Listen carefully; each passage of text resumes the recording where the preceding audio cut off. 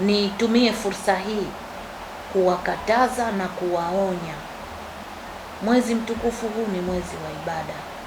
Kwa hiyo niwaombe wale ambao wana tabia za kuvunja sheria za mwezi mtukufu wa Ramadhani kwa kulewa ovyo mchana, niendelee kuambia wafanyabiashara kwamba tusitumie mwezi mtukufu wa Ramadhani kwa kupandisha bei.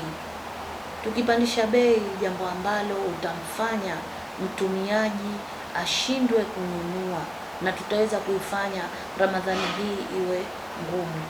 Sisi wafanyabiashara tunataka tupunguze bei kiasi ambacho wananchi wetu waneemeke na sisi tupate fadhila za mwezi wa Ramadhani mtukufu, na tunaisifu serikali kwa kujua kama huu ni mwezi mtukufu wa Ramadhani, kuwahimiza wafanyabiashara wapunguze bei ili wananchi waneemeke.